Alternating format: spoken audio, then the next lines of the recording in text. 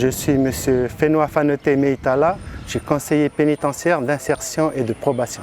Alors la réinsertion est faite au CONES par deux directions différentes. Tout d'abord le centre pénitentiaire de Nouméa et le service pénitentiaire d'insertion et de probation dont je fais partie. Pour ce qui est de l'administration pénitentiaire, c'est encore une des fonctions régaliennes de l'État.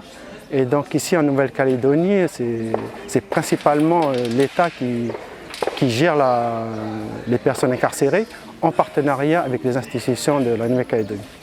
Le but de l'administration pénitentiaire, c'est de protéger la société, donc d'incarcérer toutes les personnes condamnées à des peines judiciaires, mais c'est également de préparer leur sortie, donc par des mesures de réinsertion.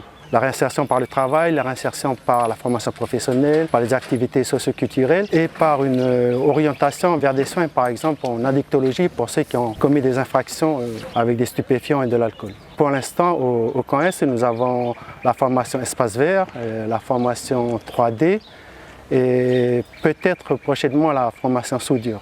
Les personnes incarcérées, ce sont des personnes qui n'ont pas su mettre en œuvre les lois ou la législation mise en place pour pouvoir vivre ensemble à l'extérieur. Donc leur temps passé dans un centre pénitentiaire, ça leur permet de réapprendre, de réacquérir ces valeurs citoyennes, je dirais. Je me présente, Jean-Luc Delem, je suis formateur professionnel pour le CFPPA Sud et coordinateur de formation. Je propose cette formation depuis une dizaine d'années maintenant, qui traite des aménagements et de l'entretien des espaces verts et aussi de tout ce qui est maraîchage, pépinière.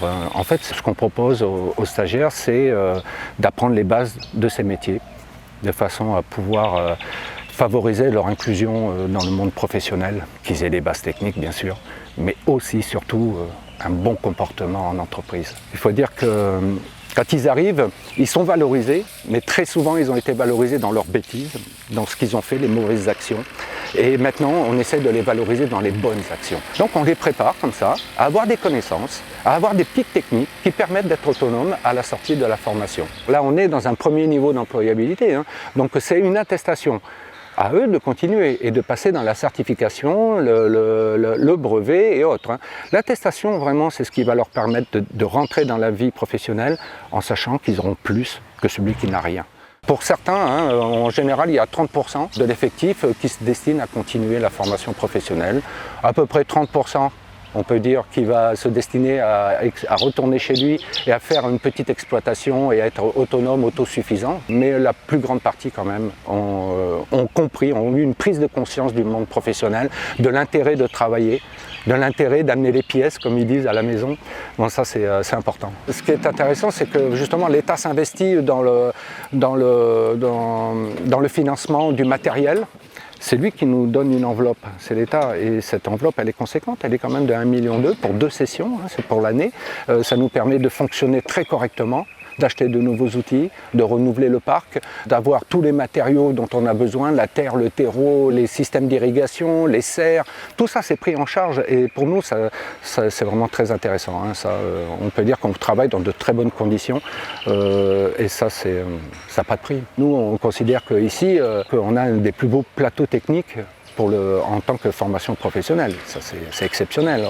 Parce qu'en fait, au fur et à mesure des années, on a créé l'espace pour pouvoir avoir un plateau technique tel que, et qui est, il faut le dire, qui est quand même envié par certains, parce qu'ici, on a tout ce qu'il faut. Je suis rentré là en septembre, 17 septembre, puis là, ça va faire 1 an que je suis là.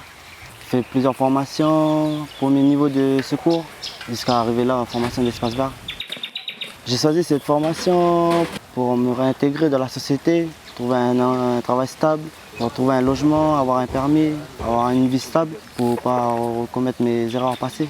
Comme j'ai une fille, puis voilà, je voudrais bien subvenir à ses besoins plus tard.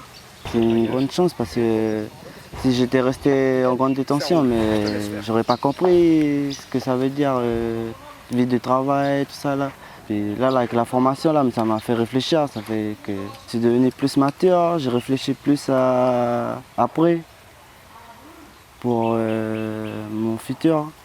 Arrêter les conneries, c'est la solution. Parce que s'ils nous laissent, ils nous oublient, mais au bout d'un moment, Nous, on sait plus ce qu'on va faire à notre sortie. On ne sait pas si on va chercher un travail ou si on va continuer nos conneries. Mais avec la formation, ça nous aide à nous motiver pour plus tard, à la sortie, trouver un travail, se lever bonheur, respecter les règles. Et voilà.